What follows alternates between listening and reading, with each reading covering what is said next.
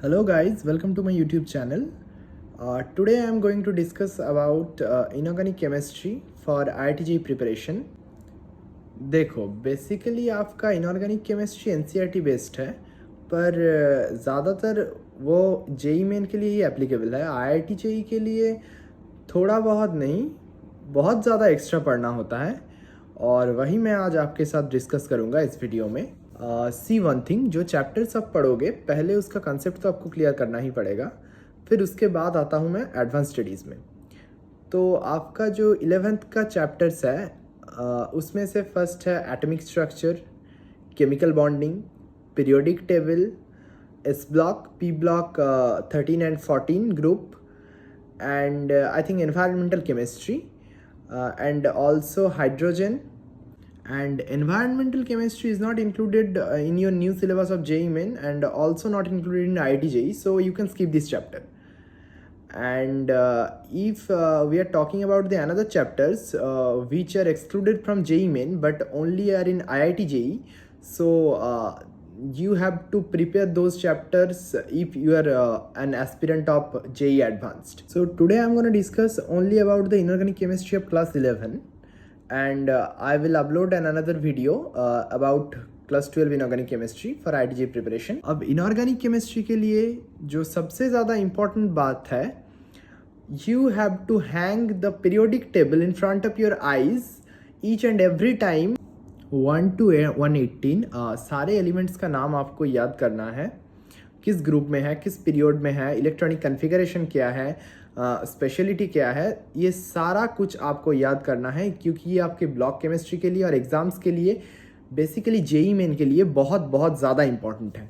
अब क्लास 11 में जो फर्स्ट दोनों चैप्टर है atomic structure and chemical bonding, ये दोनों चैप्टर में आपको समझना बहुत कुछ है और याद करना कम है।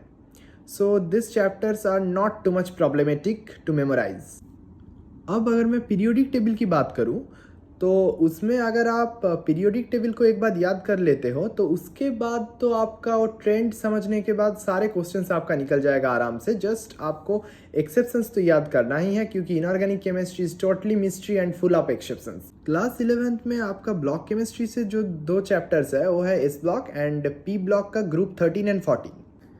So I would like to suggest you to go through these two chapters, S block and P block group 13 and 14 from NCERT firstly, and also hydrogen. And you can't skip basically any line of NCERT from these three chapters because those are very much important for JEE Advanced. अब inorganic chemistry पूरा पढ़ने के बाद 11th की questions practice के लिए आप पहले फॉलो कीजिए ओपी टंडन और उसके बाद आप सेनगेज भी फॉलो कर सकते हैं, बट सेनगेज में काफ़ी कुछ ज़्यादा चीज़ें हैं जो आई थिंक नहीं लगता, तो आप आपके हिसाब से वो देख लेना कि किस किस पार्ट आपको करना है, and I think you are smart enough to do this. अब फाइनली आप उस चैप्टर्स का PYQs जो पूरा जेई मेन और जेई एडवांस का है वो आप सॉल्व कर लीजिए, और मैं कहूँगा कि जो चैप्टर्स रिड्यूस्ड भी हो गया है उसका भी जेई मेन का PYQs आप सॉल्व कीजिए क्योंकि that will be more helpful for your IIT JEE प्रिपरेशन। अब उसके बाद जो करना है practical inorganic chemistry, that is very very very much important. Practical inorganic chemistry से आपका flame test, salt analysis which is one of the toughest part of inorganic chemistry, ये आपको शुरू से ही करना है क्योंकि अगर आप लास्ट में जाकर सॉल्ट एनालिसिस को पढ़ोगे तो याद करने में वो बहुत दिक्कत होगा। So start preparing the practical chemistry also from the beginning, and that's all. But let's see bro, IIT JEE is not like the another exams. It's too much tough and much consistency, hard work, patience, everything is needed for IIT JEE preparation and much time also.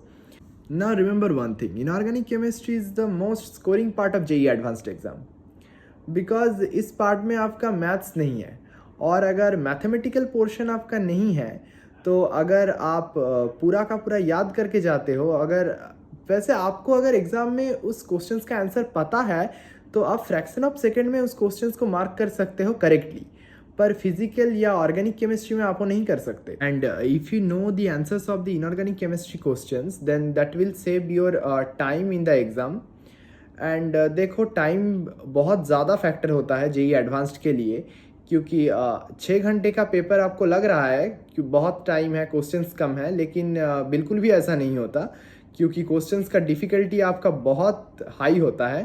So don't think that there is much time for solving JEE advance questions. Okay, that's it. Like and share this video, click the bell icon, subscribe my channel, stay connected with me for further updates. Bye and peace.